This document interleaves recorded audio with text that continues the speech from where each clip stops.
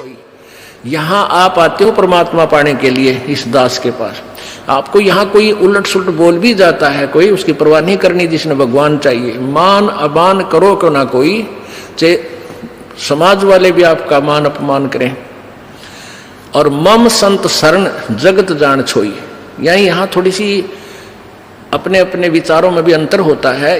ये परम संत पूर्ण परमात्मा के विचार हैं और वो तुलसीदास के एक व्यवहारिक विचार हैं।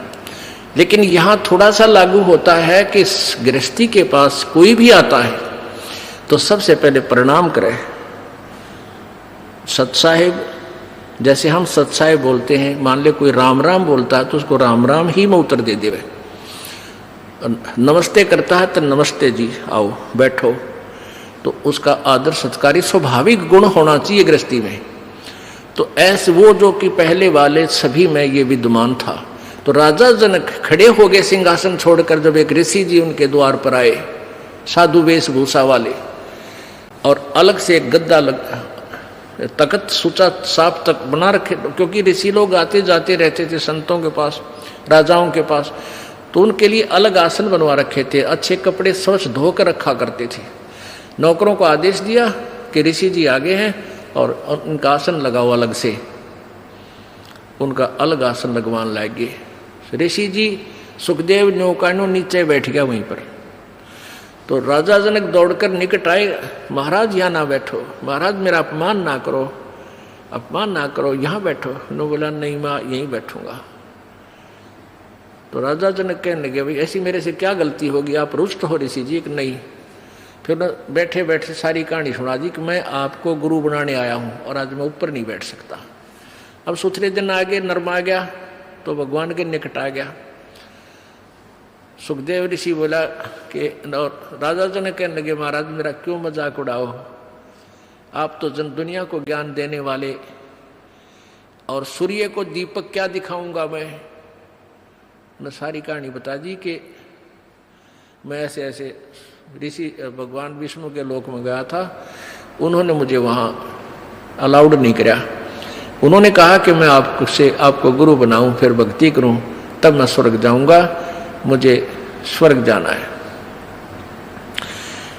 फिर राजा जनक के जचगी वही इब तक मैं ठीक बोलता दिखा है। कहने लगा ठीक है महाराज, मैं सुबह नहा धो के स्नान करके सुबह नाम दूंगा तेरे को। अब वो थोड़ी बहुत ज्ञान तो हो जा है कि भाई ये किस टाइप के इंसान होया करेंगे, गृहस्थी ने देख के भी से नफरत करते हैं, ये जो नकली से होया करें। इसकी सारी फड़कड़नी चाहा था, परीक्षा भी लेना चाहा था। उसने अलग से एक मकान में उनके रहने की व्यवस्था करवा दी और वहाँ एक लड़की की, एक युवा लड़की की ड्यूटी लगा दी कि आप इनकी केयर टेक करो, अतिथि आए हैं, खाना खिलाओ, कपड़े बिछाओ इनके, और कोई असुविधा ना रहे, रात को भी इनके पास। सारी तो उसको ट्रेनिंग दे दी थी लड़की को राजा जनक ने।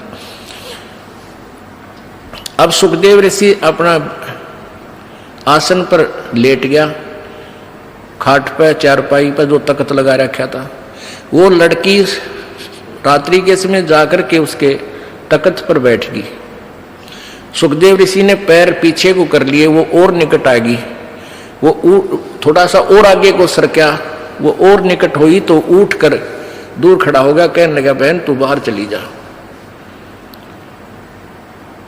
वह लड़की बाहर आ गई।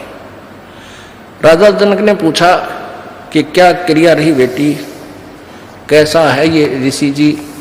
ने बोले जी ऋषि जी पक्का है, ऐसे ऐसे मैं बेड पर बैठी आपके आदेश अनुसार। तो इसने सारी ऐसे ऐसी क्रिया बताई, खड़ा हो गया और बाद में बोला बेटी बहन बाहर चली जा। तो बोला ठीक है।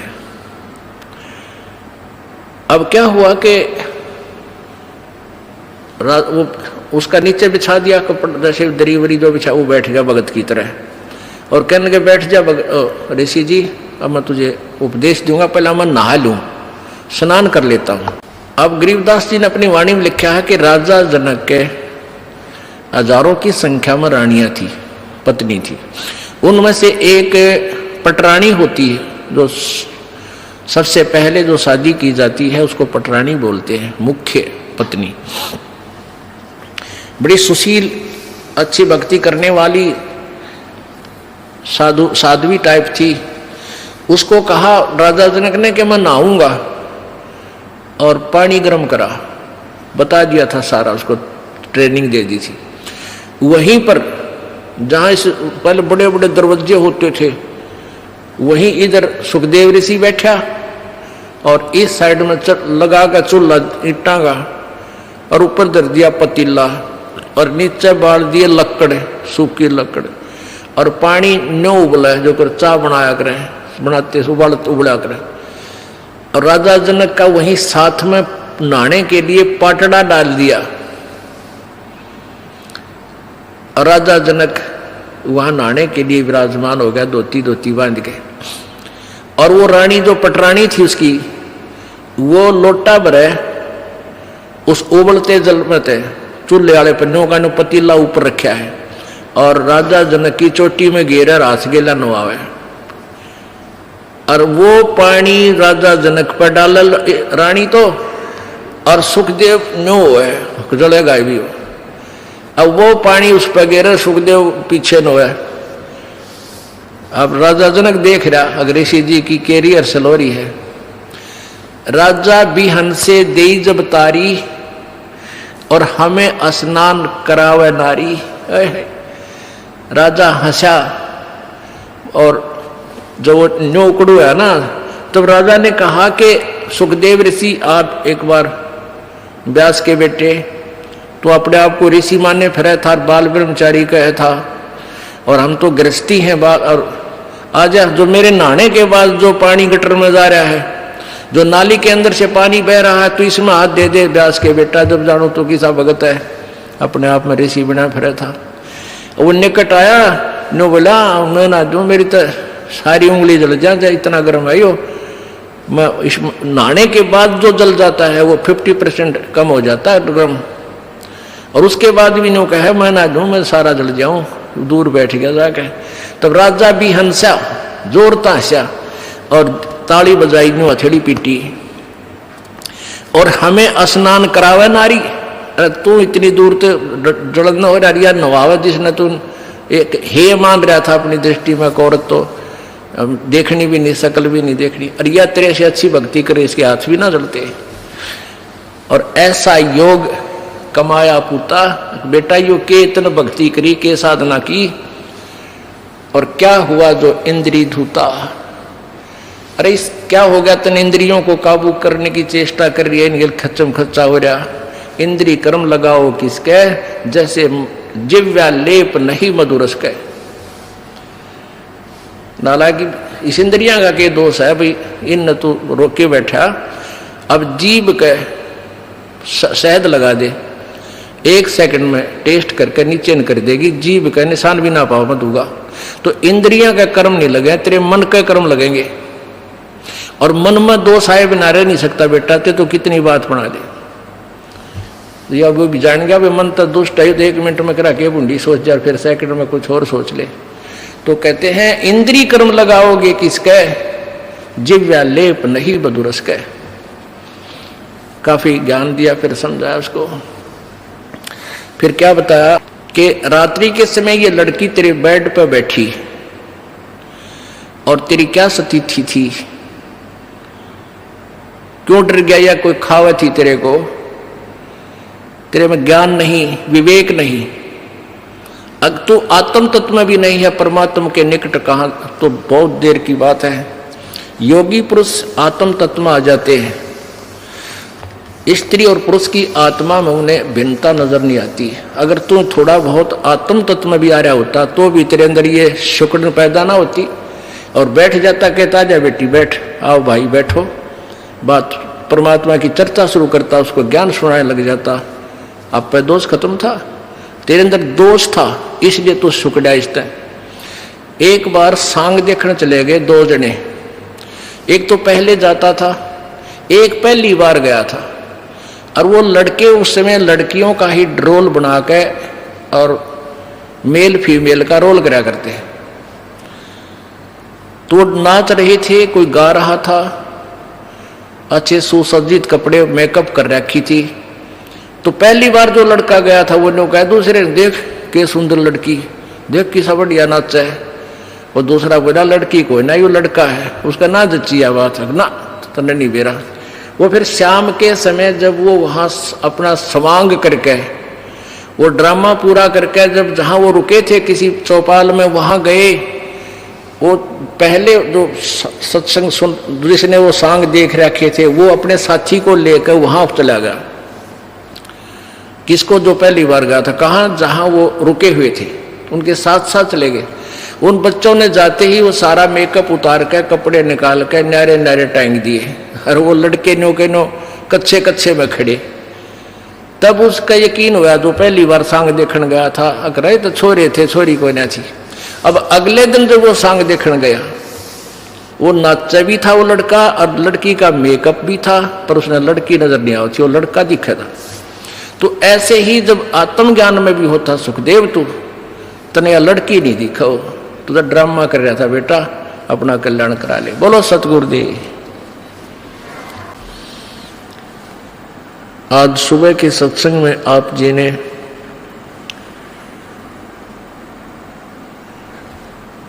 सुना था कि गुरु बिन माला फेरते, गुरु बिन देते दान, गुरु बिन दोनों निष्फल हैं, चाहे पूछो वेद पुराण।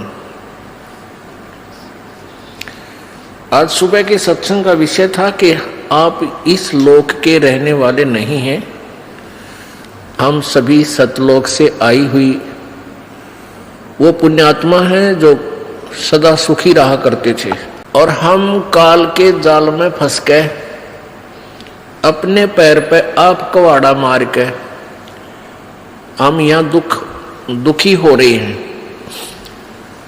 अब हमने अपने सतलोक जाना है। जब तक हम सत्यलोक नहीं पहुंचेंगे तब तक ये कष्ट पे कष्ट हमें झेलने ही पड़ेंगे, क्योंकि यहाँ का विधान है जैसे कर्म प्राणी करता है उसको वैसा ही फल मिलेगा। यहाँ के विधान अनुसार पुण्य भी आपको भोगने हैं और पाप भी आपको ही भोगने होंगे। इसमें कोई परिवर्तन नहीं हो सकता। इसमें परिवर्तन कर सकते हैं पूर्ण ब्रह्म परमेश्वर, पूर्ण ब्रह्म वो कबीर परमेश्वर। उसकी विधि, उसकी पूजा की विधि जैसे वो प्रभु लाभ दे, वो किसी के पास नहीं है, केवल परमेश्वर ने आकर के ही बताई। और चंद पुण्यात्माओं ने परमात्मा का साक्षात्कार किया, और परमेश्वर कबीर जी द्वारा बताई गई भक्ति विधि से अपनी भक्ति साधना की और सत्यलोक चले गए। उनमें से कौन कौन है? आदरणीय धर्मदास साहिब जी, आदरणीय मलुकदास साहिब जी, आदरणीय दादू साहिब जी, आदरणीय नानक साहिब जी, आदरणीय घीसा दास साहिब जी, आदरणीय गरीबदास साहिब जी।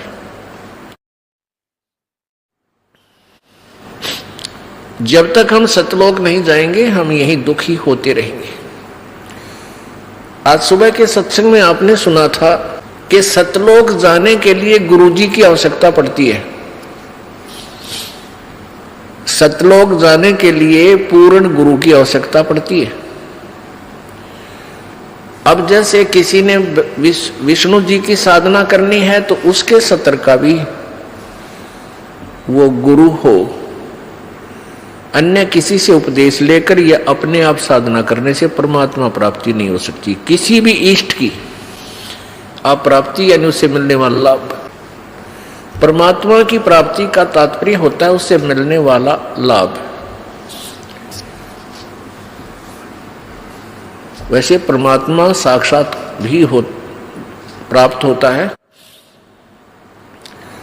अब जैसे हमने गाय लेनी है, भैंस लेनी है, तो भैंस या गाय जो दूध वाली है उसका प्राप्ति का क्या कारण है, क्या तात्पर्य है कि गाय मिले तो उससे मिलने वाला लाभ हमें मिला, दूध मिला, घी मिला, दही मिली, मक्खन मिला, और गाय साक्षात भी है।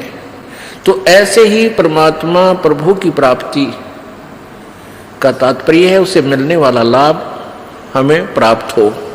अब सुबह के सत्संग में चल रहा था कि जो जहां का उपासक है, जो भी साधना करता है वो अपनी साधना को कंप्लीट और श्रेष्ठ मान रहा है। गीता जी अध्याय नंबर 4 के श्लोक 25 से लेकर 30 तक यही विवरण दिया है कि कोई तो देवताओं की पूजा में व्यस्त है, मग्न है, और कोई तीर्थ व्रत आदि उपासनाएं करता है, और कोई योगासन ही करता है, कोई केवल कठिन व्रत ही करता है, कोई योग अभ्यास करता है, कोई प्राण अपान की गति से ही कुछ सिद्धियां प्राप्त कर लेता है। ऐसे साधनाएं करते हैं और सभी अपनी अपनी साधनाओं को पाप नाशक जानकर करते हैं। अब उन साधनाओं को पाप नाशक जानते हैं। पाप नाशक मीन मोक्ष प्राप्ति का, क्योंकि पाप नाश हुए बिना हम प्राप्ति परमात्मा प्राप्ति नहीं कर सकते। लेकिन गीता जी अध्याय नंबर 4 के श्लोक 32 में कहा है कि इस प्रकार जो आपने अभी 25 से लेकर 30 श्लोक में सुना, इस प्रकार के बहुत से विस्तार से यज्ञ अनुष्ठान तत्व ज्ञान उस पूर्ण परमात्मा सच्चिदानंद घन की वाणी में विस्तार से कहे गए हैं, उनको सुनो। उनके लिए कहाँ जाना है? चौथे अध्याय के 34वें श्लोक में कहा है कि उस तत्व ज्ञान को सुनने के लिए उस तत्वदर्शी संतों के पास जाओ, उनको दंडवत प्रणाम करो और निष्कपट भाव से सरलता पूर्वक उनसे वो ज्ञान पूछो। तब वो तत्वदर्शी संत तुझे उस परमेश्वर के बारे में, परमात्म तत्व के बारे में ज्ञान कराएंगे। इससे ये सिद्ध हुआ कि गीता ज्ञान दाता अपने से किसी अन्य परमेश्वर के विषय में जानकारी लेने के लिए कह रहा है और स्वयं उस जानकारी से अपरिचित है। इससे सिद्ध है गीता जी का ज्ञान इनकम्प्लीट है, लेकिन रॉन्ग नहीं है। अब सुबह जैसे नित्यानंद जी महाराज का आपने शब्द सुना था, क्यों भूली घरे अपना ये ना देश तुम्हारे, पीछे फिर पछताओगे, कर लो सोच विचार। अब नित्यानंद जी महाराज विष्णु जी के उपासक थे और वो भी ज्ञान का जो दृष्टिकोण रखते थे, अपने उस विष्णु लोक को ही पूर्ण मोक्षदायक धाम मानकर उसी को टारगेट बनाए हुए थे। और वो अपने उस ज्ञान को, अपने उस साधना को मोक्षदायक मानते थे, तभी तो उसको कर रहे थे और तभी तो उनके ढोल के डंके पर वो आवाज लगा रहे थे। अब वो नित्यानंद जी कौन थे? नित्यानंद जी के गुरुजी कौन थे? संत गुमानी दास जी। और गुमानी दास जी दिल्ली में एक चरणदास जी महाराज हुए हैं। वो सुखदेव ऋषि के शिष्य हुए। सुखदेव ऋषि जी स्वर्ग से आए, विष्णु लोक से, और चरणदास जी को दिल्ली में मिले, उनको अपना शिष्य बनाया और स्वर्ग तक के ज्ञान से उसको परिपूर्ण किया। उस चरणदास जी महाराज की परंपरा में उनके ही ज्ञान के आधार से आगे चल के एक गुमानी दास जी संत हुए। वो इस नित्यानंद महाराज के गुरुदेव थे। तो इससे सिद्ध हो गया कि ये कौन से कुएं का पानी है। ये स्वर्ग तक की साधना श्री नित्यानंद जी महाराज किया करते थे, संत नित्यानंद जी। तो और वो सुखदेव को कैसे ज्ञान प्राप्त हुआ आपको सुबह बताया। अब सुबह आपको बताया तो वही ज्ञान संत गरीबदास जी महाराज जी ने अपनी अमृतवाणी में लिखा है। और कैसे राजा जनक ने उस बूढ़ी आत्मा को समझाया। अब जैसे कि सुखदेव ऋषि जी को भगवान विष्णु ने भी ये कह दिया था कि आप जाइए और राजा जनक से उपदेश लीजिए, उसी आधार से उसने राजा जनक से उपदेश लिया। फिर राजा जनक ने उनको सुखदेव को बताया कि जो साधना जिस सिद्धि को प्राप्त करके आप घूम रहे हो इससे आपका मोक्ष नहीं है। अब गरीबदास जी की वाणी का आनंद, यानी परमात्मा सच्चिदानंद घन की वाणी है ये। परमेश्वर कबीर जी ने गरीबदास जी महाराज जी के अंतःकरण में अर्थात इस कंप्यूटर में उनकी आत्मा में, आत्मा की जिप में वो डाल दिया अपना पूरा मटेरियल, पूरा ज्ञान भर दिया। तो गरीबदास साहिब जी ने क्या बताया है, कल्प करी शिव पुरुष को गौरी सुनाया ज्ञान, आशा तृष्णा थिर हुई अमर कच्छ परवान। सुनत ज्ञान अनभय पद बाणी, अंड फूट चेतन भय प्राणी। कोट कोट जन्मों के कर्मा, दमन किए चिन्ह निज धर्मा। ऐसा ज्ञान अगम गौराया, पर जामी चेतन हो आया। चेतन होकर भरा हुंकारा, शिव योगी मन माही संभारा। अब जैसे अमरनाथ कैसे बना, एक समय नारद जी पार्वती जी के पास गए। पार्वती जी से कहा कि हे माई, आपके 108 जन्म हो चुके हैं और आप जन्म और मृत्यु के इस घोर कष्ट को सहन कर रही हैं। भगवान शिव जी के पास एक ऐसा अमर मंत्र है कि वो यदि आपको वो मंत्र दे दें तो आपका जन्म और मृत्यु समाप्त हो जाए। अब पार्वती जी ने कहा कि भाई नारद, आप क्या बात कह रहे हो? भगवान शंकर जी मुझसे बहुत प्यार करते हैं और मुझसे कोई भी वस्तु छुपा कर नहीं रखते। यदि उनके पास ये मंत्र होता और मैं जन्मती मरती रहती, क्या ये मुझे देख सकते थे? भगवान नारद जी ने कहा कि माता, आपके विश्वास के लिए भगवान शिव जी जो गले में 108 जो सिर डाल रखे ना, खप्पर खोपड़ी, वो आपके हैं। आपसे इतना प्यार करता है ये, आपकी मृत्यु के बाद भी आपकी इस निशानी को वो साथ रखता है। लेकिन मंत्र आपको नहीं दे रहा, ये मुझे नहीं मालूम, ये वही बताएंगे। पार्वती एकदम थर्रागी, सारी कांपगी कि सचमुच जो वो शीश, वो गले में उन्होंने जो ये खोपड़ी की माला पहन रखी, वो सचमुच मेरे हैं। अखा माता आपके हैं। और नारद कभी झूठ नहीं बोला करता। बोला भाई बात तो तेरी ठीक है ऋषि जी। अब नारद जी तो लगा के इंजेक्शन निकल गए। अब पार्वती के बेचैनी होगी कि भी नारद जी ने हमसे क्या लेना देना था झूठ बोल के,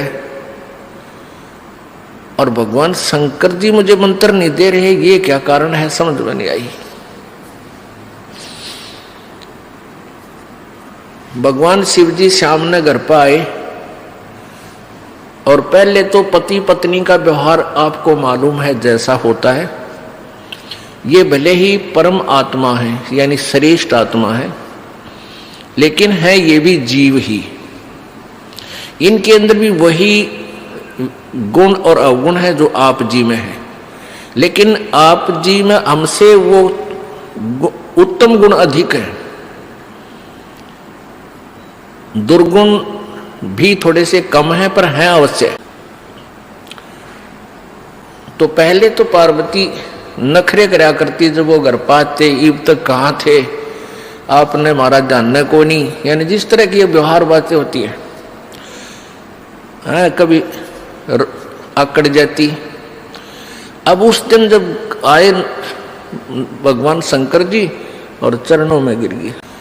अब जब भगवान शंकर जी आए, आते ही चरणों में लौट गई, चरण पकड़कर रोने लगी।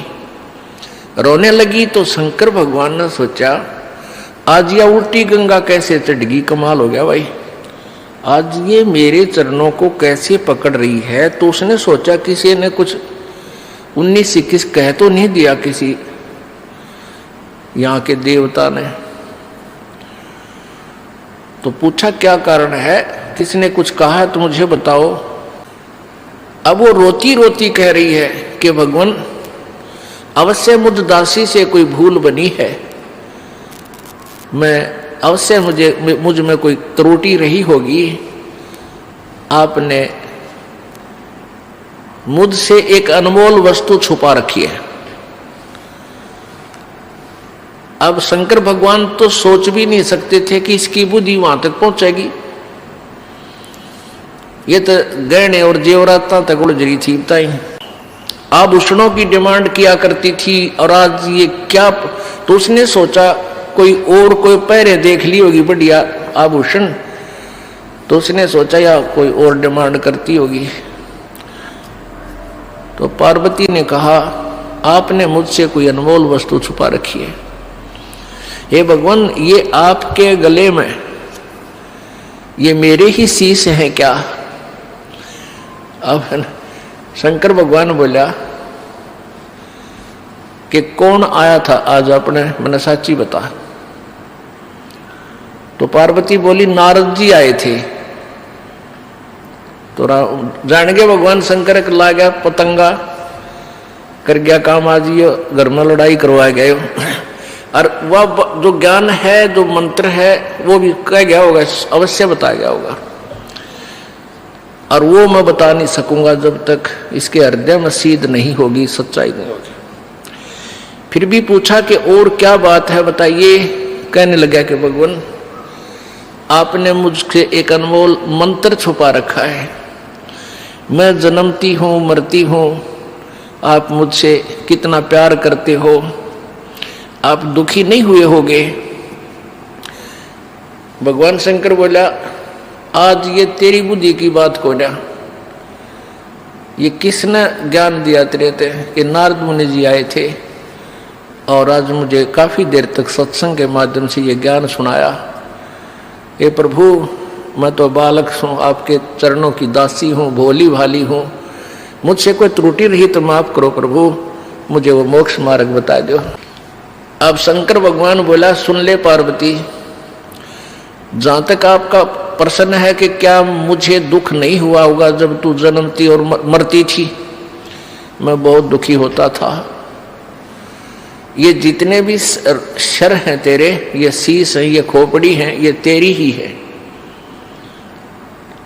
और तू मरती थी मुझे असीम पीड़ा होती थी, और तेरी याद रखने के लिए वो खोपड़ी में अपने गले में डाल लेता था, सीने के लगा कर रखता था, लेकिन मैं मंत्र तुझे नहीं दे सका।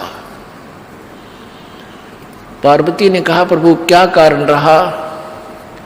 कि कारण ये रहा कि जब तक ये ऐसा अनमोल मंत्र है ये वैसे नहीं बताया जा सकता।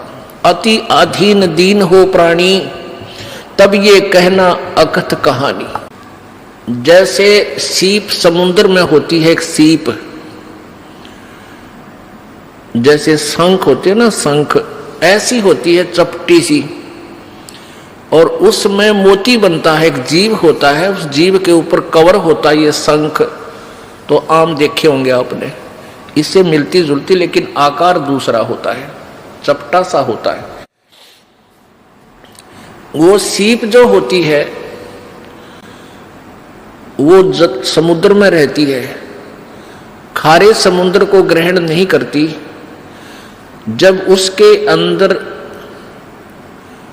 उसकी इच्छा होती है मोती बनाने की सीप के अंदर, तो समुद्र के ऊपरी सतह पर आती है, उसमें मुंह खोल लेती है ऊपर, और ऊपर से जब आसमान से वर्षा हो रही होती है उसमें से एक बूंद वर्षा की ग्रहण करके मुंह बंद कर लेती है, और फिर उसमें वो मोती बन जाता है। और सीप का मुंह खुला ना हो, सीप का मुंह बंद हो, और वो ऊपरी सतह पर हो, चाहे पूरा सावन बरस जा, कितना वर्षा हो ले, वो उसमें मोती नहीं बन सकते, क्योंकि वो वस्तु अंदर नहीं जा सकी। तो भगवान शिव जी ने कहा कि अभी तक तेरे अंतःकरण में डिमांड नहीं थी इस मंत्र के पाने की। आज जो तेरे अंदर प्रेरणा भरी है, ये नारद जी की वचनों ने, सत्संग ने आपके अंदर यह तड़फ पैदा कर दी है, और इस तरफ से आज तेरा अंतःकरण का मुंह खुल गया। अब मैं ये ज्ञान दूंगा पार्वती तेरे को, अब तेरे अंदर जाएगी यह वस्तु। और उससे पहले यदि मैं तुझे कहता तू कान्ना पे कटाड़ा छी। मैंने बहुत बार आपसे कोशिश की समझाने की कि परमात्मा की भक्ति करनी चाहिए, प्रभु का मंत्र एक अनमोल मंत्र होता है, उसका जाप करने से मोक्ष होता है। आप टाल जाती थी, आप कह देती थी मुझे भगवान मिला हुआ, मुझे किसी की भक्ति की आवश्यकता नहीं है, मैं और किस भगवान की पूजा करूं। आप जो मेरे पति और 3 लोक के मालिक, दोनों भगवान, तो इसलिए पार्वती मैं चाह कर भी तुझे ये मंत्र नहीं दे सका। तो फिर कहा कि अब चल तुझे नाम दूंगा, एकांत स्थान पर चलेंगे, ये ऐसा मंत्र है किसी को नहीं बताना, थर्ड पर्सन को, और थर्ड प्राणी हमारी ये बात सुन भी नहीं ले, क्योंकि इस मंत्र को यदि कोई सुन लेगा, उसका जाप कर लेगा, उसमें बहुत सी सिद्धियां आ जाती हैं, और वो सिद्धियां पाकर फिर अपना ही शत्रु बन जाएगा हमका, भगवान शंकर कह रहे थे। इसलिए इसको ऐसे स्थान पर तुझे बताऊंगा कि कोई दूसरा ना सुन सके। जहां पर ये अमरनाथ बना हुआ है, वहां जाकर के भगवान शंकर जी ने एक सूखा वृक्ष देखा, सूखा वृक्ष जिसके कति सूख जागर पत्ते वत्ते नहीं हो के वो टहनी और तना खड़ा हो, उसके पास जाकर के और ऐसे 3 बार ताली बजाई, नो ऐसे दौड़, इतनी जबरदस्त आवाज हुई कि आसपास के कोई पक्षी भी था भूल भटक कर वहां पर सब उड़ गए, जीव जंतु दूर भाग गए। और वहां इसलिए बैठे थे, आसन लगाया था कि यहां कोई प्राणी भी आकर, कोई पक्षी बैठ भी जाओगा मेरी नजर पड़ जाएगी, और जहां पत्ते होंगे मैं नहीं देख सकूंगा। उसमें क्या था कि उसकी एक खोगर, एक बिल था उस वृक्ष के तने में, और उसमें तोते, मादा तोती ने अंडा दे रखा था, मादा तोते ने अंडा दे रखा, अंडे दे रखे थे। तो जो स्वस्थ अंडे थे वो तो भगवान शिव जी की ताली से और उनके वचन की कल्पना से कि यहाँ कोई अंडे भी हों वो भी स्वस्थ हो जा और पक्षी बनकर चले जा, ऐसा ही हो गया। उसमें एक अस्वस्थ अंडा था, वो नहीं स्वस्थ हो पाया उस भगवान की तारी से और उस कल्पना मात्र से। तो फिर भगवान शिव जी ने पार्वती से कथा सुनानी चाहिए, क्योंकि ये भगवान भी किसी और परमात्मा के विषय में जानकारी देना चाहते हैं और देते हैं। इनको भी पता है कि कोई और शक्ति है, लेकिन कंप्लीट ज्ञान इनको नहीं है। जैसा भी उनके ज्ञान था, लेकिन ये परमात्मा है, श्रेष्ठ आत्माएं हैं, पिछले जन्म के पुण्यकर्मी प्राणी हैं, तभी तो 3 लोक के ये प्रधान बने हुए हैं। अब जैसा शिव जी भगवान ने ज्ञान है वो पार्वती को बताना शुरू किया। क्या बताया कि नीचे मूल कमल है, मूल कमल में गणेश जी का वासा है, इसका ये मंत्र है। उसके ऊपर स्वाद कमल है, उसका ये मंत्र है। सावित्री और ब्रह्मा जी का वास है। और नाभि कमल में विष्णु और लक्ष्मी जी का वास है, इसका ये मंत्र है। ये ऐसे ऐसे जाप करो। और हृदय कमल में शिव जी का जाप, शिव जी का कमल है और इसका ये जाप है। और कंठ कमल में दुर्गा का ये मंत्र है, इसका ये जाप करो। ऐसे ऐसे चलते रहो, ऐसा दिखाई देगा, फिर आगे चल के ऐसा होगा, आगे जब उसमें पहुंचोगे वहाँ ऐसा होगा, उसका इतने कलर हैं, उसका ऐसा कलर है, उस कमल का उसके इतनी पंखड़ी हैं।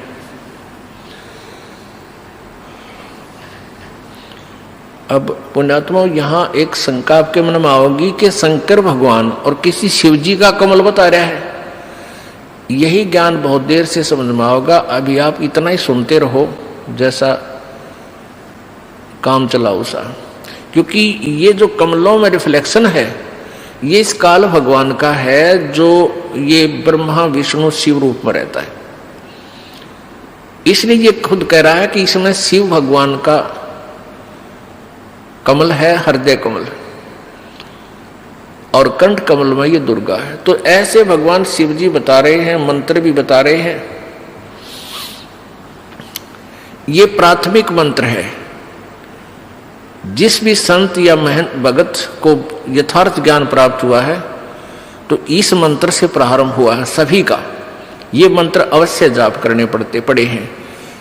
ये प्राथमिक मंत्र है और ये यहाँ का इनका फाइनल मंत्र है, ब्रह्मा विष्णु महेश तक का।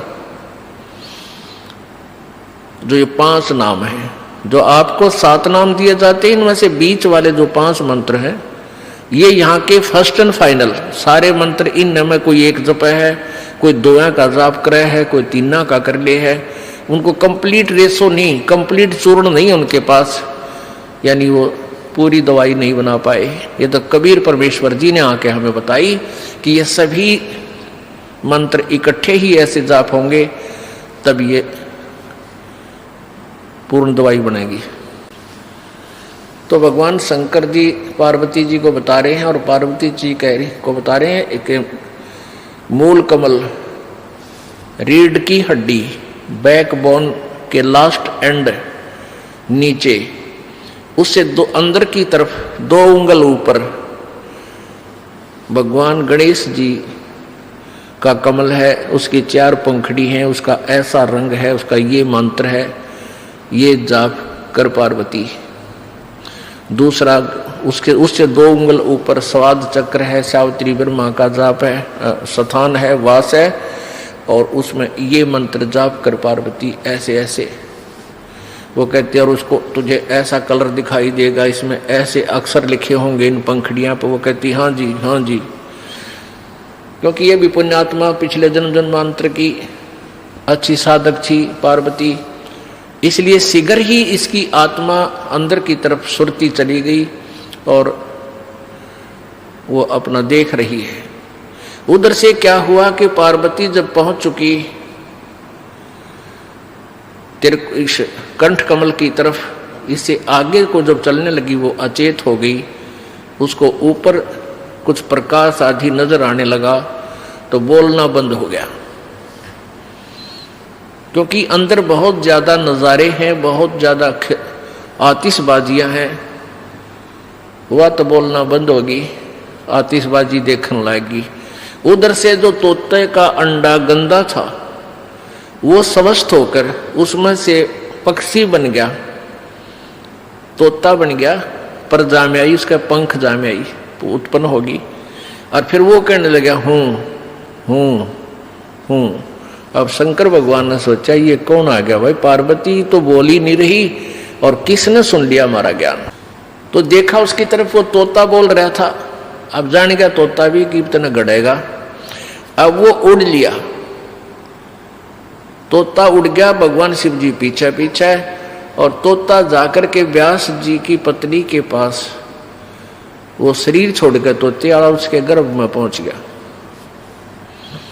जैसे आपको सुबह बताया था, जैसे प्रेत होते हैं, पितर होते हैं, जो पितर सतर के होते हैं वो किसी भी के शरीर में प्रवेश कर जाते हैं और शांति पूर्वक बैठे रहते हैं। वो अच्छी आत्माएं हैं, किसी को सताना नहीं चाहती, वो शांत रहते हैं। और जो दुष्ट टाइप के व्यक्ति मरते हैं, खरपतवारी खुरापाती, वह भूत पड़ते हैं। वो कुछ एक तो उनमें से एक आधा जो कुछ ठीक सी भक्ति रह जाती है, थोड़ी बहुत उनमें अंश, वो दूसरे वो तो फिर भी चुप रहते हैं। बाकी जो खुरापाती होते हैं वो स्वयं नहीं प्रवेश कर सकते किसी में।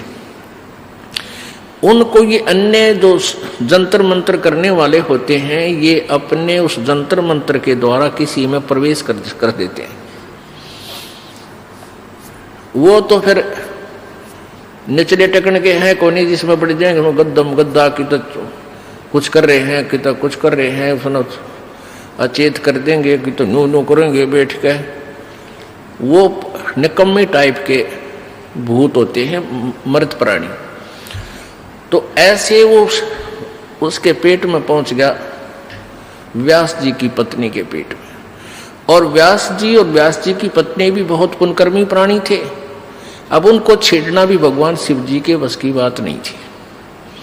तो उससे जाकर कहा कि हे व्यास की पत्नी, आपके पेट में मेरे ज्ञान का चोर आया है और इसने ज्ञान सुन लिया और ये अमर हो गया, और इसने तू बाहर निकाल, मैं इसने गढ़ूंगा, इसको जान से मारूंगा। ये कहीं मनुष्य शरीर प्राप्त करके इस मंत्र का कहीं आगे ना ज्ञान करवा दे किसी को। ये बहुत गुप्त मंत्र है, ये हमारे लिए घातक सिद्ध हो सकता है। अब वो व्यास की पत्नी कहने लगी, व्यास जी आगे क्या है भगवान, कैसे आना हुआ, सारी कहानी बताई।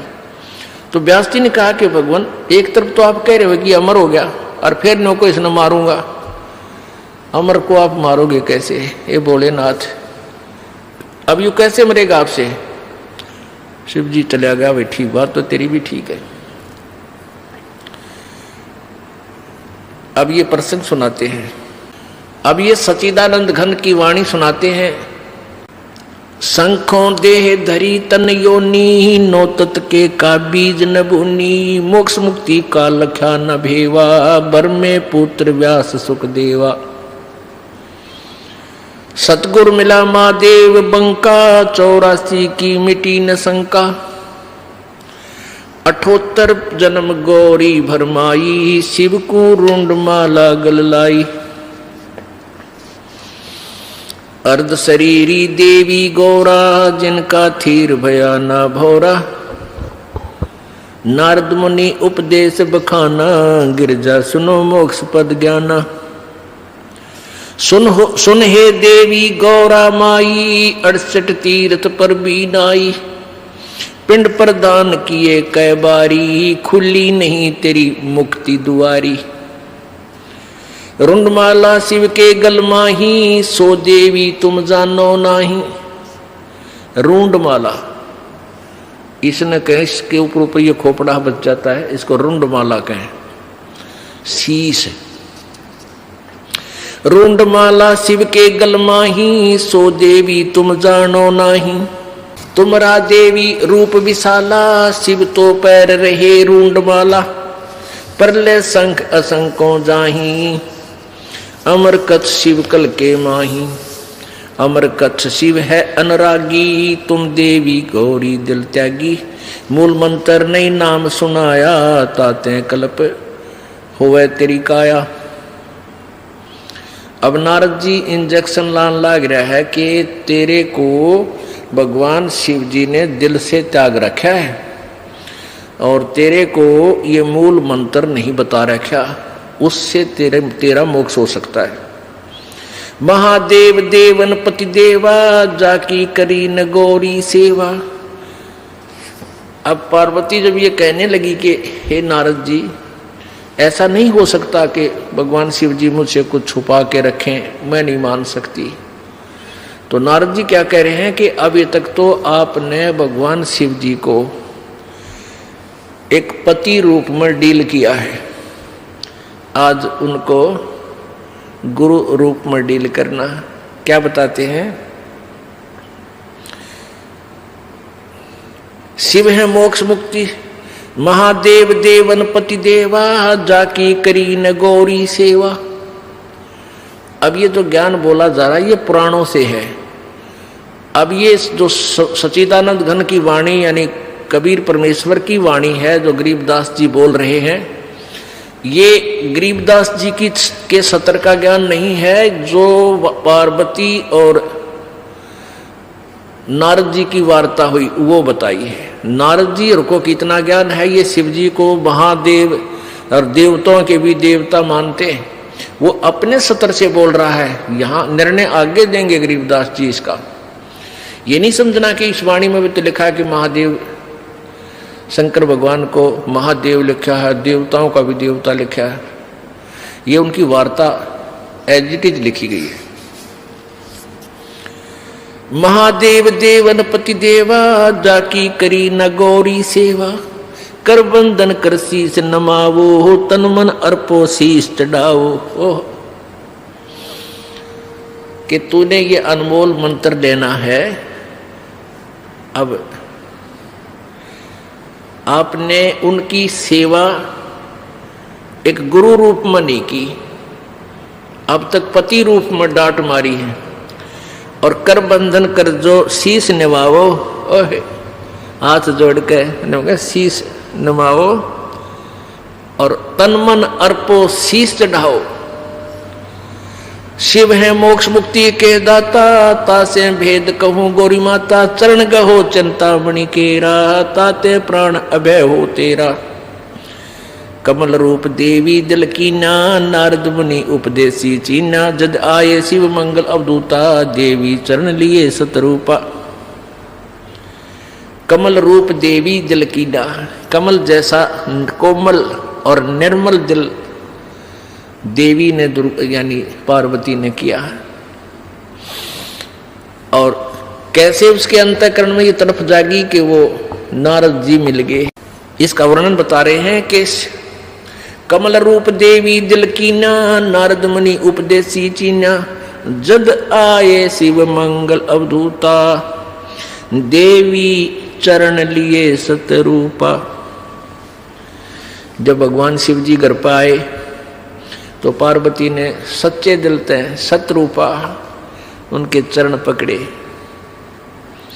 चरण पकड़ बोलत रोवत है बाला, चरण पकड़ रोवत है बाला। मेरे शीश किए रुंड माला, कि आपने मेरे सिर आपके गले में माला बना रखी। मोसे भक्ति दुराई देवा, मैं जानी नी तुम्हारी सेवा। आपने मेरे से भक्ति छुपा रखी है और आप किस तरह प्रसन्न होगे ये ज्ञान मुझे नहीं था। चरण पकड़ रोवत है बाला, मोरे शीश किए रुंडमाला। मोसे भक्ति दुराई देवा, मैं जानी नहीं तुम्हारी सेवा। मोसे भक्त दुराई स्वामी, हमसे भेद कहो निज धामी। मैं अबला हूँ बालक भोरी, पार निभाओ हमारी डोली। मैं बाला हूँ, मैं अबला हूँ बाला भोरी। मैं एक बालक हूँ आपके सामने, भोली भाली हूँ, अबला हूँ यानी निर्बल हूँ। और मेरी डोली पार निभाओ, मुझे मोक्ष मार्ग बताओ। पूर्व जन्म की कथा सुनावो, मूल मंत्र हम शिव गो रहो। मूल मंत्र मैं भूब का ई सुनाओ मोही।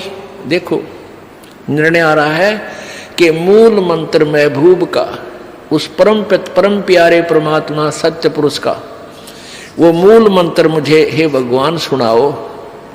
और जुगन जुगन का पातक कटे छूटते दिल द्रोह। मूल मंत्र मैं भूब का ई सुनाओ मोही। जुगन जुगन पातक कटे हैं छुटत है दिल द्रोही। भूल रही भव सागर हम ही, मोक्ष मुक्ति के दाता तुम ही। शीश पकड़ सुन देवी बाता, को उपदेशी मिला विधाता। अब ये तो नहीं ज्ञान तुम्हारा, हम सुभेद कहो परवारा। गिरजा कह सुनो शिव स्वामी, तारण तरण आद घन नामी नारद मुनि उपदेश संबोधम दीना ज्ञान ध्यान प्रमोदम। शिव समर्थ बोले हैं जब ही गौरी ज्ञान सुनाया तभी। अब भगवान जब वो पार्वती जी भगवान शिव के चरणों में लेटी हुई थी, उसका सिर पकड़ के बैठाया कि बैठ, ये तेरे सत्र का ज्ञान नहीं, नो बता आज कौन मिला ऐसा भगवान आत्मा जो तेरे अंदर यह प्रेरणा पैदा कर गया मालिक पाने वाली, जो मैं युगों से नहीं कर सका। तो क्या बताती है, क्या कहते हैं भगवान शिव, शीश पकड़ सुन देवी बाता को उपदेशी मिला विधाता। कि ऐसा कौन भगवान मिल गया, विधाता मिल गया, तेरे मन में फेर गया, तू तो क्यों करे भी ना सुन की थी मेरी बाता ने। शीश पकड़ सुन देवी बाता को उपदेशी मिला विधाता। ये तो नाही ज्ञान तुम्हारा मोह से भेद कहो परवारा। कि तेरी बुद्धि का ज्ञान कोई नहीं जो आज तू बोल रही है। गिरजा कह सुनो शिव स्वामी तारण तरण आद घर नामी। अब वो गिरजा बताती है कि कौन मिला। नारद मुनि उपदेश समोदम दीना ज्ञान ध्यान प्रमोदम। कि नारद जी मिले थे। तो भगवान शिव जी कहे बुलाओ नारद जी का, आज तेरी बुद्धि तो पलट गई ना, कद्दे भी ना सुना थी बाता ने। शिव शिव समर्थ बोलत है जबी गौरी ज्ञान सुनाया तभी। कोट कल्प प्रलय जुग बीती ज्ञान दान सभी परचीती। तुमरा मन नारद मुनि फेरा सुनो ज्ञान तुम गौरी मेरा। बनखंड चलो गौरी दीवानी पंछी सुने न हमारी बानी। के बनखंड में चलो वहां को पक्षी भी हमारी बात ना सुन सके। जब शिव कर से लाई तारी उड़ गए पंछी नर और नारी। जहां एक सूक्या तरवर ताक्या शिव को आसन तावा रखा। जहां सूखा एक तरवर ताक्या, ताक्या कर ताकना अर्थ होता है बहुत चोर नजर से देखना। तकना कहते इसने तू तकना नहीं चाहिए, देखना जरूर चाहिए। जैसे कहते हैं ना तू ऐसे इधर किसी घर की तरफ तके था, तकना एक चोर नीति नजर से और देखना एक स्वाभाविक नीति से। तो ऐसे चोर नजर से ताक्या देखा कि कौन सा स्थान हमें ठीक सूटेबल रहेगा जहां कोई पक्षी भी ना आ जाए। जहां एक सूखा तरवर ताक्या शिव को आसन तावा रखा। जहां एक गंध अंड तिस माही तिस जानत है समर्थ साई। उसके अंदर एक गंदा अंडा पड़ा था उस खोखर में, उस वृक्ष की खोगड़ में। जुग असंकल्प भरमाया पूर्व जन्म कोई पिछला आया। अब तुम सुनो गौरी मेरा ज्ञाना आसन मुख कर कूट ईशाना। आसन पदम लगावो गौरा मेर दंड सूदा कर बोरा। अब देखो कहां तक बता रहे हैं कि वो गंदा अंडे वाली आत्मा जो सुखदेव बना, कहते उसका असंख्य जन्म का कोई पुण्य कर्म आगे आ गया और वो गंदे अंडे वाली आत्मा में वो जीवात्मा पड़ी थी। अब ऐसा संस्कार होता है जैसे कई जीवात्मा गर्भ में मर जाते हैं मां के पेट में, उनका ऐसा संस्कार था, वहां ही मरना था। ऐसे ही जब गंदा अंडा था तोते का, वो गंदे अंडे में वो जीव था। पहले अंडे में जीव था, वो गंदा अंडा हो गया, स्वस्थ नहीं हुआ, रोगी हो गया। अब फिर भी वो आत्मा उसके चिपक रही थी, उसको अपना मान के छोड़ती नहीं। जब तक कति नष्ट भ्रष्ट वो कति कंडम फोहा नीले रेत आत्मा ना मिले तब तक उसका चिपकी रहती है। ऐसी वृत्ति हमारी काल ने बढ़ा रखी है। अब ये फूल क्यों उठाते हैं, अस्थियां। अस्थियां जो व्यक्ति मर जाता है, मृत्यु हो जाती है स्त्री पुरुष की, तो उसको जला देते हैं, स्वाहा करते हैं हिंदू रीति में, हिंदू समाज में। तो फिर उसके वो अस्थियां क्यों उठाते हैं। अब ये पहले जीवात्मा जाता है तपस्या में, मनुष्य शरीरधारी, वहाँ इसका बक्कल उतर ले है, इसमें से जो गंध है वो निकाल कर फिर यूँ भेजा था धर्मराज के पास। धर्मराज के पास इसका ऑटोमेटिक कैलकुलेशन पावर है, ये इतने कर्म किए, ये तेरा जीवन जा भागवा, तो ये प्रेत बन जाता है मान लीजिए। तो प्रेत बनते ही फिर सीधा इसको पटकते हैं नीचे, ये सीधा आता अपने घर ने, घर में इतनी लंबी कील गाड़े पावे, फिर यू बार बार फिर देखता है तेरे शरीर को कहाँ ले गए थे, शमशान घाट में। वहां पहुंचता है ये सूक्ष्म शरीर में, ये प्रेत आत्मा बनकर। तो वहां वो अपनी हड्डियों को अपनी मान के उनके चिपक जाता है। अकिया मेरी या मेरी, क्यों ताजा जला पावे, नारी पहचान हो सब उसकी तय, उसका चिपक जाए, ये है मेरा शरीर। अब ये क्या करते हैं जंतर मंत्र करने वाले, ये सेवड़े शावड़े नालायक, ये उन अस्थियां उठा लावे, उन अस्थियां को चिपका हुआ आवे, क्यों मेरी है मेरी है, फिर उसका करके जंतर मंत्र और फिर उसको किसी और में प्रवेश कर देते हैं, वह बिरान मट्टी उसकी भी और अगले की भी शुरू हो जाती है। तो इन पेट भर संतों ने, ऋषियों ने, गुरुओं ने क्या सोचा कि इनने एक धंधा और दे दिया, जिसका मरे है ये स्त्री या पुरुष। उनको ये कहने लगे, इनके पास कोई मोक्ष मार्ग तो था नहीं कि इसका कल्याण हो जाए बेचारे का। तो वो यूं कहने लगे, तुम इन सारी राख न डाल के और गंगा में बहा दो। अब गंगा में, दरिया में डालने पाछे वो कितना का कित जाएगा, उसका भूत ने बेरा पट्टा ना कौन सी तेरी थी, तो वो कहते यहाँ से चाल जाएगा कि तो और। आइए अब हम उन श्रद्धालुओं के अनुभव जानते हैं जो जगत गुरु तत्वदर्शी संत रामपाल जी महाराज जी से दीक्षा प्राप्त कर चुके हैं तथा उनके द्वारा बताए गए भक्ति मार्ग पर चल रहे हैं। सर नमस्कार। नमस्कार सर। सर क्या नाम है आपका? मेरा नाम सर रुपेश कामत है। रुपेश जी कहाँ से आए आप? सर वैसे तो हम बैकग्राउंड मेरा पटना बिहार से होता है, ग्राम पोस्ट भीमपुर, जिला सुपौल बिहार से, पर मैं काफ़ी टाइम से बठिंडा पंजाब में रहता हूँ सर। सर संत रामपाल जी महाराज जी से कब जुड़े आप? सर संत रामपाल जी महाराज से हम 28 जुलाई 2013 को जुड़े थे। सर संत रामपाल जी महाराज जी से नाम दीक्षा लेने से पहले आप कोई भक्ति साधना करते थे? जी, संत रामपाल जी महाराज से भक्ति लेने से पहले हमने काफ़ी साधना करी है सर। सबसे पहले तो हम कबीर पंथ से जुड़े हुए थे, कबीर पंथ से जुड़े हुए थे और 2.5-3 साल हमने कबीर पंथ से जुड़ा रहा और वहाँ का जो साधना बताया गया था, सोहम मंत्र दिया गया था हमें, उस मंत्र का जाप करा हमने। और इसके बाद जब हम लुधियाना में रहने लगा, काफ़ी टाइम में जब वहाँ बीत गया तो मुझे पता चला कि मैं ब्यास वाले का कोई पंथ है, राधा स्वामी पंथ से सूचक है और उसका एक अंग है जो फिरोजपुर डिस्ट्रिक्ट बस्ती बलोचा में तेजा सिंह जी महाराज हैं, जो राधा स्वामी पंथ के परिवर्तक हैं। तो उससे मैंने दीक्षा लिया था सर 2000 में, और 2000 में उससे दीक्षा लेके हम लगभग 2007 तक उसका भक्ति करा और उसको छोड़ा नहीं था।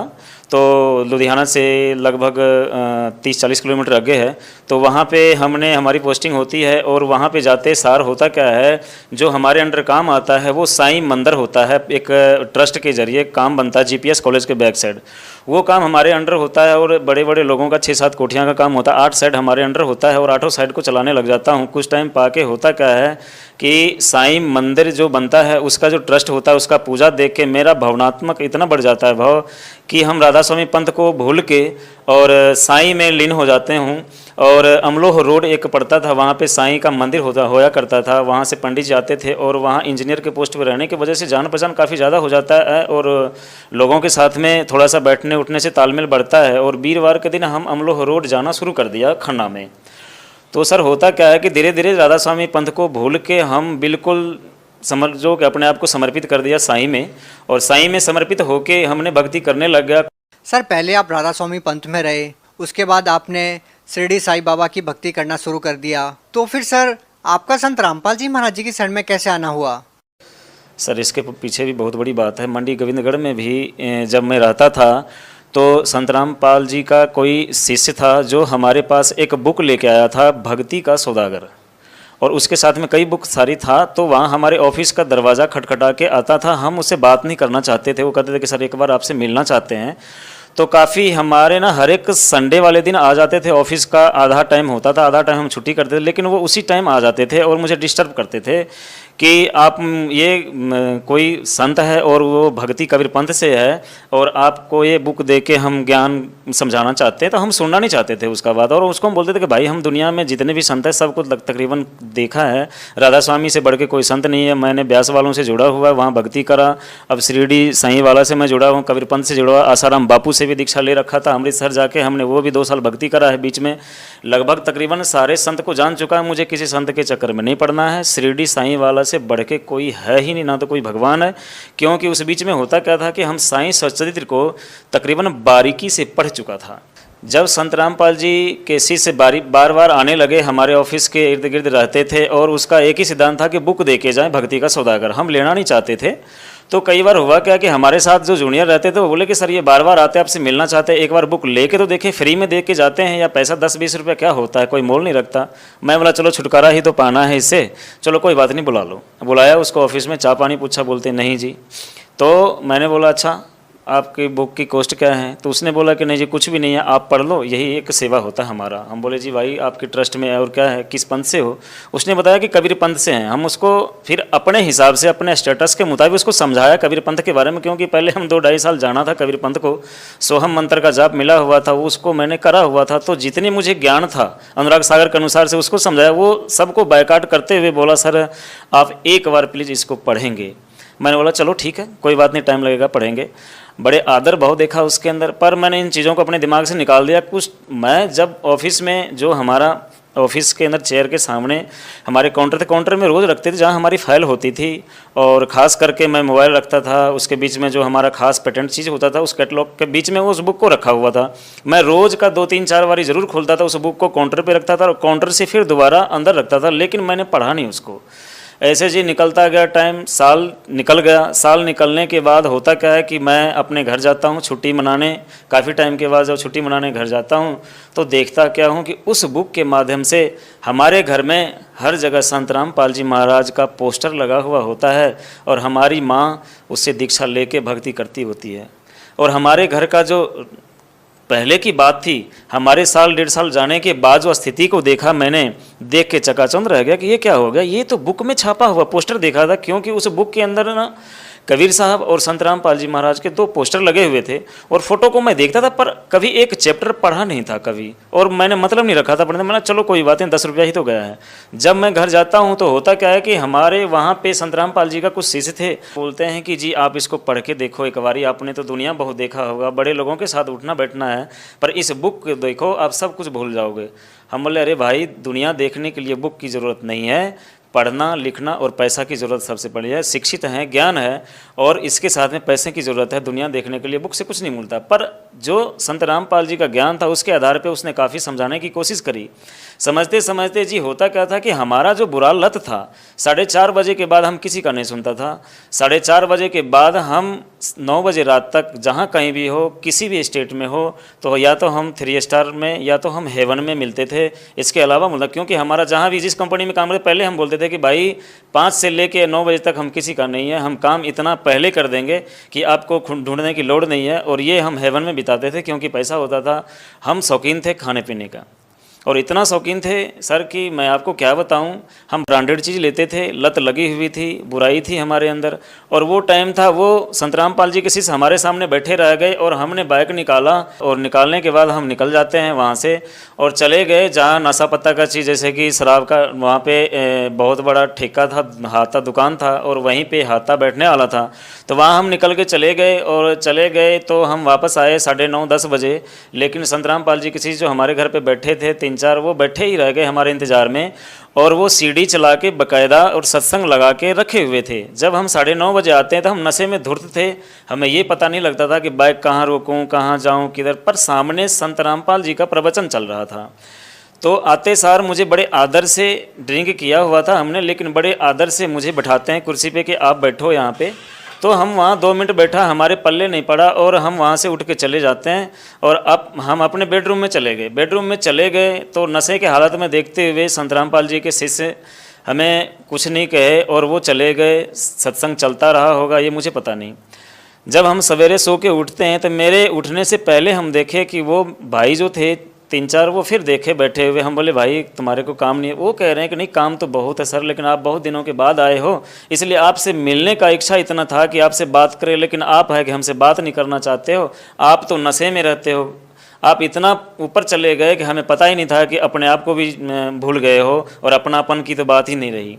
उनके बातों में थोड़ी सी दम लगी कि भाई ये बात तो सही है कि इतने दिन के बाद हम आए, हमारे से मिलने के लिए बेचारे आ जाते हैं, पर इनके बातों पे गौर ना करके हम ड्रिंक करने चले जाते हैं, दारू शराब में डूबे हुए हैं हमेशा, यही बातें। तो होता क्या, मेरे जेब के अंदर ना बड़े कॉस्टली सिगरेट था जो हम लेके जाते थे, ठंडा वो उसका निकलता है, तो मैंने अपने जेब में सिगरेट का डब्बा रखा हुआ था और संतराम पाल जी के शिष्य को बोलता हूँ चलो ठीक है बड़े दिनों के बाद आए हैं सिगरेट लगा लो, और उसको मैं जैसे ही देता हूँ तो वो कहते हैं नहीं नहीं, और हाथ जोड़ लिया, बोलता है ये बहुत ही गंदा चीज़ है, इसको हम लोग हाथ नहीं लगाते। हम बोले भाई इतना कब से सुधर गया तुम लोग? बोले सर जब से आपकी दूरियां बढ़ी है तो अच्छे लोगों से तो हमारी मिलन हुई है, आपसे दूरियां बढ़ी, आप में जो अच्छाई जितना बड़ा है उससे कई गुना ज़्यादा मुझे महसूस होता है कि आप कहते हो अच्छा, लेकिन हमारे नज़र में आप बहुत जगह दलदल में चले गए हो, हम इन चीज़ों को छोड़ चुका है, हम हाथ नहीं लगाते। ये तो आप काफ़ी दिन के बाद इसलिए बैठे, नहीं तो आम आदमी होता तो मैं उसके पास भी नहीं बैठते। तो इन बातों से ना हमारे दिल में चुभन सवार, तुम कहते हो कि मिलने आए हैं और दूसरी बात तुम कहते हो कि हम पास नहीं बैठते, ये तो अच्छी बात नहीं है। पर चलो जो बात करना चाहते हो करते हैं हम बातें। नाश्ता की तैयारियां हुई, मेरी मदर नाश्ता लेके आई और जगह जगह पे संत रामपाल जी का पोस्टर लगा हुआ था, कबीर भगवान का लगा हुआ था, अच्छा सा लग रहा था, दिल को छूता था कहीं ना कहीं बात, हमारे मन में कसक जगी। और उसी दिन मैंने बोला कि भाई तुम कहाँ पे हो? जो संत रामपाल जी के शिष्य थे तो बोले कि जी हम यहीं पास में ही हैं। हमने बोले यार तुम आज सत्संग लगा के मुझे सुनाओ कि इस सत्संग में आखिर ऐसा है क्या कि ये सारी बुराई जो लत लगी रहती है इंसान को वो दूर हो जाता है, क्योंकि हम तुम पे भरोसा तो कम करते, आखिर में मेरी माँ कह रही है तो कहीं ना कहीं सच्चाई होगी। तो जी हुआ क्या कि उसने सत्संग ले आके भक्तों ने लगाया और शाम के 4 बजे ही लगा दिया, और सत्संग देखना हम बैठ गए आराम से। सिगरेट का डब्बी हर 1-2 मिनट बाद लगा लेता था, पर सत्संग में ऐसी कसक बनी कि आधा घंटा के बाद मैं सिगरेट को लगाना ही भूल गया। सिगरेट जेब में पड़ी रह गई, माचिस सामने पड़ा रह गया, और सत्संग में इतना दिलचस्प आया। सत्संग ऐसा चल रहा था कि संत रामपाल जी सृष्टि की रचना के बारे में बता रहे थे। सृष्टि की रचना के बारे में हमें भी पता था, कुछ ज़्यादा समय पंथ में रहने से अनुराग सागर बुक मैंने लेकर आया था और पढ़ा था, तो अनुराग सागर के विपरीत कुछ लगा था मुझे, क्योंकि अनुराग सागर में मैंने पढ़ा था ब्रह्मा विष्णु महेश का माता पिता के बारे में क्लियर नहीं करा हुआ है अनुराग सागर में। और जब यहाँ सृष्टि की रचना संत रामपाल जी सुना रहे थे, उसमें बता रहे हैं कि संत रामपाल जी महाराज की ब्रह्मा विष्णु महेश के माता पिता भी हैं और दादाजी भी हैं, और वो हैं कबीर साहब। अनुराग सागर में मैंने कभी सुना, मेरा दिमाग बिल्कुल वहीं पे खड़ गया जी। और खड़ने के बाद बड़े गौर से मैंने सुनने लगा कि आखिर में ये कहाँ तक पॉइंट जाती है, इसको अंत करूँ ही करूँ, मैं देखूँ कि कहाँ तक ये बताते हैं इसके बारे में कि कबीर इज गॉड बार बार बताया करे, कबीर इज गॉड। हम तो संत मान चुके थे और संत समझते थे, इससे पहले दीक्षा ले रहे थे और संत के उपाधि मिला हुआ है, पर ये इसको बार बार संत रामपाल जी कह रहे हैं कि कबीर इज गॉड, यही अल्लाह है, हर जगह प्रमाण बता रहे हैं। दिलचस्पी बढ़ती गई, सत्संग को मैंने दिल से सुना, और सुनने के बाद हमारे अंदर कहीं न कहीं जागी और हमारे मन में आ गया था कि ये संत हैं, ज़रूर कुछ हट के सत्संग सुना रहे हैं। सर आप राधा स्वामी पंथ से भी जुड़े रहे हैं, आपने आसाराम बापू से भी नाम दीक्षा ली है, इसके साथ साथ आपने साईं बाबा की भक्ति भी की है, इतने सारे बड़े बड़े पंथों में जाके आप आए हैं, इसके बाद अचानक संत रामपाल जी महाराज जी से प्रभावित होना क्या सिद्ध करता है? सर देखिए पता क्या है कि सच्चाई तो आती है अचानक से, हर जगह जाके ठोकर खा के, कहते हैं ना कि खीर से मुंह पका हुआ छाछ पीने को डरता है। आज हालात ऐसा ही हो चुका है लोगों के सामने, लेकिन हमारे सामने ऐसा हालात नहीं था। हम जगह जगह जाके हर जगह भक्ति करके देख के दुनिया को देख चुका था। पर संत रामपाल जी का प्रवचन अगर काश में पहले सुना होता तो मुझे लगता है कि मैं पहले ज्ञान को सुना होता और समझा होता। आज जो परिस्थिति में अभी हूँ, कुछ साल पहले इस परिस्थिति को देखा होता हमने। हुआ क्या है कि सर हमने ज्ञान को जब देखा समझा, जब संत रामपाल जी प्रोजेक्टर के माध्यम से जब एक एक पेज को खोलता है तो वाकई दिल को छूने लग जाता है। कहीं ना कहीं संत रामपाल जी महाराज जी का जो ज्ञान है वो राधा स्वामी पंथ से, संत आसाराम जी से या साईं भक्ति से अलग है। लेकिन बात करें यदि बदलाव की, तो आपके जीवन में संत रामपाल जी महाराज जी से नाम दीक्षा लेने के बाद क्या क्या बदलाव आए हैं जो पहले कभी नहीं आए?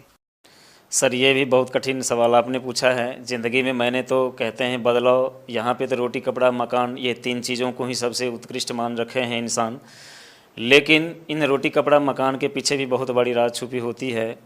होता क्या है कि मैं बहुत पैसा कमाता था पहले, इतना पैसा कमा के सुख और सुकून की ज़िंदगी मैंने कभी नहीं जीता था, क्योंकि शाम मेरा निकलता था बियर बार में, कहीं हेवन में या 3 स्टार में। मैंने कभी अच्छा टाइम नहीं देखा शाम के टाइम में। रात को मैं लड़ ही जाना या किसी को गाली गलौज कर देना, उल्टा अभट शब्द का प्रयोग करना, तो वो चीज़ नहीं। अब जो सुकून मुझे मिला है, अब जो मैं व्याख्या करूं तो शायद बहुत, जितना कर दूं उतना कम है। संत रामपाल जी महाराज के अनुयायी ये कहते हैं कि संत रामपाल जी महाराज जेल में बेशक है, जो भी उनसे नाम दीक्षा लेता है उनको लाभ मिलते हैं। क्या आप इन बातों पर विश्वास रखते हैं? बिल्कुल जी, बिलीव करने वाली बात है। संत रामपाल जी महाराज जेल में है, आप कहते हैं कि क्या उसको फल या फ़ायदा मिलता? हम तो कहते हैं संत रामपाल जी महाराज मेरे सामने हैं। आज अगर मैं आपके सामने हूँ, आपसे बात कर रहा हूँ, तो मुझे दिखता है कैमरे के पीछे संत रामपाल जी महाराज। अच्छा, आप एक बात बताइए, संत रामपाल जी महाराज जी से आप लोग जुड़े हुए हैं, संत रामपाल जी महाराज जी के बारे में और उनके शिष्यों के बारे में एक बात ये भी निकल के आती है कि संत रामपाल जी महाराज जी के जो शिष्य हैं वो शिक्षित नहीं है, लेकिन आप एक सिविल इंजीनियर है। आप इन आरोपों के बारे में क्या कहना चाहेंगे? क्या ज़्यादातर लोग शिक्षित नहीं है, इस कारण से जो संत रामपाल जी महाराज जी के जो अनुयायियों की संख्या है वो लगातार बढ़ रही है? देखिए सर, होता क्या है कि कहते अधजल गगरी छलकत जाए, थोड़ा पढ़ा और थोड़ा अनपढ़। कि हमने भी सुना है, हम जब दिल्ली से एक बार आ रहे थे तो कुछ पुलिस वाले हमें जिंद में मिल गया था और आपस में सिगरेट पी रहे थे। हमने बोला कि सर सिगरेट पीना गुनाह है। तो मुझे बोला कि क्या तुम संत रामपाल जी का शिष्य है के, संत रामपाल का चेला है के? और मैंने अस्पष्ट बोला था कि जी हम संत रामपाल जी के चेला हैं, इसलिए तो हम नहीं पीते हैं ये, और कानून का उल्लंघन हम नहीं करते। आप ट्रेन में बैठ के एक कानून का रखवाला हो के आप सिगरेट पी रहे हो, तो उसने मुझे गाली गलौज भी करा था और डांटा भी था।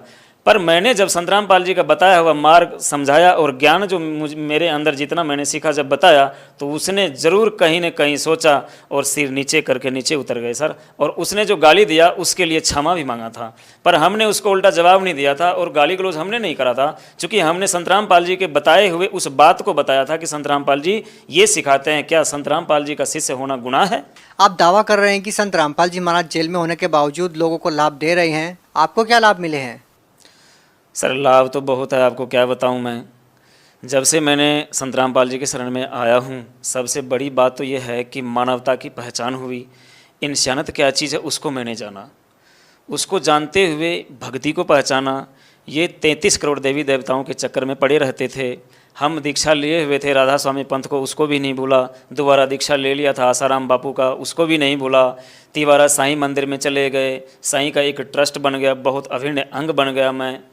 तो 33 करोड़ के चक्कर में लगे रहते। आज जो मुझे लाभ है कि इन सारी बुराई जे 33 करोड़ में धक्का खाने से एक ही भक्ति, जिसको एक गॉड, एक अल्लाह, एक परमात्मा कहते हैं, उसका मुझे रास्ता मिलाया और उस परमात्मा से परिचित कराया और उसको मैंने देखा और उसके भक्ति में लगे रहते हैं। सारी बुराइयों को त्याग दिया। आज हमारे पास अच्छा घर है बठिंडा डिस्ट्रिक्ट के अंदर और बड़े कम समय में बड़े अच्छे पैसा कमाया हमने। लाभ मैं जितना बताऊं भगत जी उतना कम है, क्योंकि देखो सच्चाई, एक इंजीनियर होने के नाते मैंने एक नंबर का मैं सोचा मेहनत करके कमाई करके ही करना है। डीडी मित्तल टावर में मैंने आपको बताना चाहूँगा, मैंने बता नहीं पाया था। डीडी मित्तल टावर में लास्ट बार जब मैंने नौकरी छोड़ा 2013 में नौकरी छोड़ा इसी वजह से कि वहाँ झूठ ठगी था। 10% पैसे काटना हर एक ठेकेदारों से, 10,000 रुपये ऊपर से लेना और सबका परसेंटेज बना हुआ था, सबको देना। ये काम करने के लिए हमारे संत रामपाल जी महाराज पहले मना किए हुए हैं, ठगी नहीं मारनी, झूठ नहीं बोलना, बेईमानी नहीं करना, रिश्वत नहीं लेना। तो ये कहीं ना कहीं हमारे नौकरी में और हमारी ज़िंदगी में बाधा था, भक्ति नहीं होना था, जिसके कारण मैंने नौकरी छोड़ा था। नौकरी छोड़ने के बाद सर हम बिल्कुल साधारण वेश में आके, जहाँ तक कि मैंने 2 नंबर की कमाई से जितना मैंने वहाँ पे लिया, हमारे पास बाइक, मोटरसाइकिल, अच्छा बेड, अच्छे कपड़े, अच्छे सोसाइटी का सारा सिस्टम था, ज़िंदगी जीने का सादा साधन था हमारे पास। सबको डीडी मित्तल टावर में छोड़ के हमारे नीचे काम करने वाले सुपरवाइज़र फोरमैन को मैंने बोला कि आज तुम्हें सेवा में ये सब कुछ दे के मैं जा रहा हूँ, जहाँ तक कि मैंने मोटरसाइकिल तक को भी नहीं लिया। और हमने हमारे पास जो फ़ोन दिया हुआ था कंपनी की तरफ से वो भी छोड़ के मैं जीरो होके मैं लोकल यहाँ रहने लग गया। और मैंने एक राज मिस्त्री के काम से अपनी ज़िंदगी का शुरुआत किया 2014 में जनवरी में। आज भगत जी 2019 में हमने इतना तरक्की करा कि आज बठिंडा डिस्ट्रिक्ट में सबका नज़र मेरे ऊपर गड़ा रहता है। लगभग मैंने करोड़ों रुपया कमाया है। और कमाया कैसे? झूठ बोल के नहीं, ठगी मार के नहीं, बेईमानी करके नहीं, हेरा फेर करके नहीं। आज भी कंपनी को पता लगता है, ऑफर देता है। जिस टाइम छोड़ के आया था वो कहता है आज ना कल बेटा तू मेरे पास ही आएगा, क्योंकि ये लत ऐसा है जिसको इस ऑफिस का और एसी का ऐसो आराम नज़र आता है, वो धूप में और बाहर कहीं धूल में टिका नहीं सकता। और मैंने उसको चैलेंज करा था कि ऐसे है सर, अगर मैं दोबारा आऊँगा तो अब मैं आपके पास नहीं आऊँगा, मैं सीधा ऊपर जाना चाहूँगा। लेकिन आपके पास आने से अच्छा ऊपर चले जाना, क्योंकि मुझे सच्चाई से परिचित मैं हो चुका हूँ। सर, संत रामपाल जी महाराज जी के बारे में आप लोगों को क्या संदेश देना चाहते हैं? सर, संत रामपाल जी महाराज के बारे में हम तो क्या संदेश देना चाहेंगे। आज पूरे विश्व जागृत हो चुके हैं। संत रामपाल जी महाराज के बारे में सबको पता लग गया है संत रामपाल जी महाराज है क्या। सच्चाई तो यही है कि संत रामपाल जी महाराज का ही दिया हुआ भक्ति हमें करना पड़ेगा। आज कर ले भक्ति या कल कर ले। हमने भी बहुत ऐंठा था और हमने ही बहुत लोगों को घुमाया था कि ये कोई भक्ति नहीं, ये ठग हैं, लुटेरे हैं संत सब। लेकिन आज मैं जिस प्रकार से संत रामपाल जी का गुणगान करते हैं, हम इसी प्रकार से पूरे विश्व संत रामपाल जी का गुणगान करेंगे और उसके शरण में आएंगे। जी धन्यवाद। सत्संग।